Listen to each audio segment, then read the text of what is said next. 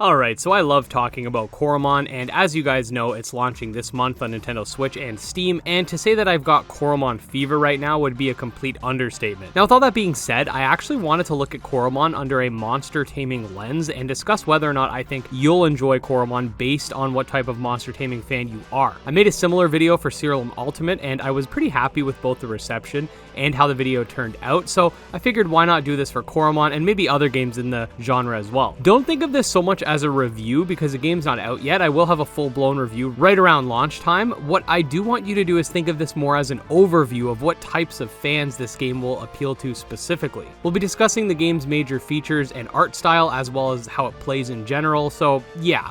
Just before we get into it, if you are a fan of Coromon or just the monster taming genre overall, definitely subscribe for daily content, and with that, let's dive in.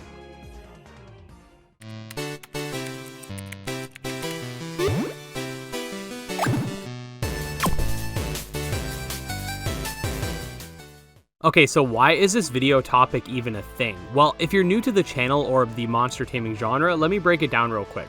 Monster taming games come in a wide variety of different playstyles and themes. These types of games can be broken down into monster raising games, monster battling games, and monster catching games, with the vast majority of these games having some elements from each. For example, the most well-known monster taming franchise being Pokemon features monster collection and monster battling as its two major components, and even some elements of monster raising with its camp or Pokemon and Me features depending on which generation you're playing. Monster taming does not equal Pokemon-like. While Pokemon-like titles are definitely a category within monster taming games, they're not the only types of games. Shin Megami Tensei, for example, plays nothing like Pokemon. Yeah, you could still recruit and utilize demons in turn-based combat, but it's very different in how its approach to it is. And this goes even further than this. Who says monster taming games have to have turn-based combat? Kindred Fates doesn't, neither does Sky Climbers nor Gremlin's Tale. However, these are clearly monster taming titles. All of this is to say that just because you're a monster taming fan doesn't mean you're necessarily going to love every single game in the genre, just based off of your preferences. We all have games that we'll hold in higher regards because they specifically cater to our own playstyles, and that's totally fine. So how does Coromon fit into this, and how does Coromon play, and will you enjoy Coromon?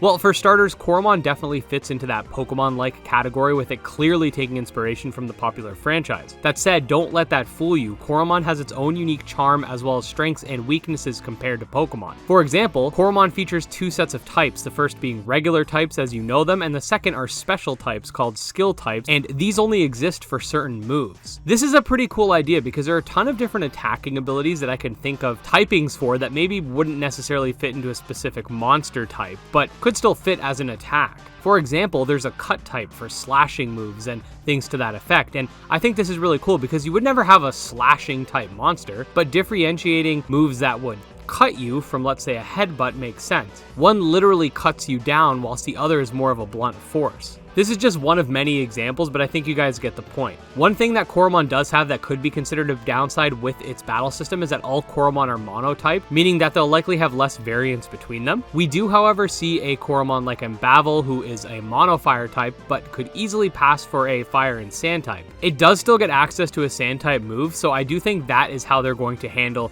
hybrid designs. So yeah, the battle system is very reminiscent of something like Pokemon. You have your one-on-one turn-based combat, your Coromon can have held items, each can have unique traits, and all that fun stuff. Coromon can also be divvied up into three different potentials, being standard, potent, and perfect, and this is sort of a play on the shiny and IV system from Pokemon. Coromon with low potential will appear as standard, Coromon with good potential will appear as potent, and Coromon that are perfect will be perfect. I think shiny hunters will really like this game because there are two shiny variants essentially. The potent ones are a lot more common, being about a 1 in 40 chance, while the perfects are about a 1 in 4,000 chance. What's even better about this is that when you get these shiny variants, they're always going to be better than the non-shiny variants, which is something I quite like.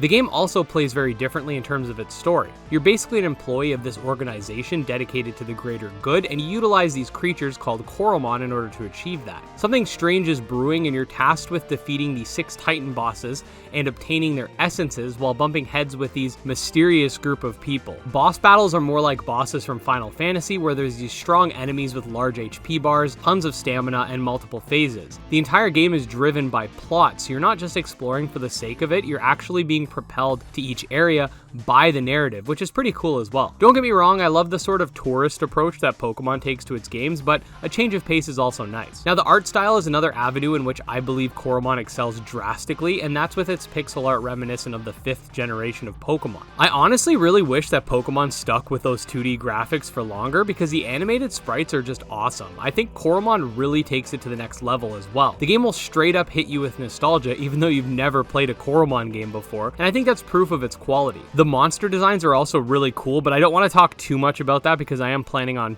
discussing that in length during my review, but trust me when I say they're pretty dope. Basically, think about it this way. Are you a Pokemon fan? Then you'll probably love Coromon. Are you a fan of Pokemon-like games but weren't happy with the more recent Pokemon titles? Well, you'll also like Coromon as well. It has that sort of classic feel to it. Or perhaps you subscribe to my channel because of Nexomon. I mean, that's another one of those games that I'm just super hyped about. We did put out a lot of Nexomon content, and if you did, you're gonna like Coromon as well. It's really as simple as that. If you're looking for a Pokemon-like monster taming RPG in the vein of games like Nexomon, Evo Creo, Monster Crown, Temtem, etc., then Coromon will be right up your alley through and through. If you're someone that doesn't like Pokemon likes and is more into Shin Megami Tensei-esque games or tactical RPGs, you're probably not going to find Coromon to your liking just based on the lack of depth present in comparison to those complex titles. Again, this is not to say that's a bad thing. I actually do think there is a charm with the more simplistic Pokemon-like combat, but everybody's got their preferences as well, and I personally think that Coromon, based on what I've played, is one of the best monster taming games, but not everybody's going to feel that way. So yeah, just a quick little fun video sort of trying to gauge everybody's expectations based on what Coromon is. I think it's important that everybody knows what they're getting into when purchasing a title, and while I honestly think the vast majority of people will fall in love with this game, I want everybody to have a basic understanding of what to expect. Now, like I said earlier in the video, if you are a Coromon fan or a fan of monster taming games, definitely subscribe to the channel because I put out new monster taming videos every single day. You can also check me out on Twitter at GymLeaderEd. I got a Discord and a Patreon, all links below. Speaking of Patreon, special thanks to my patrons, especially Jim Hamilton, Steel Case, and Dark Persona, and we'll see you guys next time. Peace.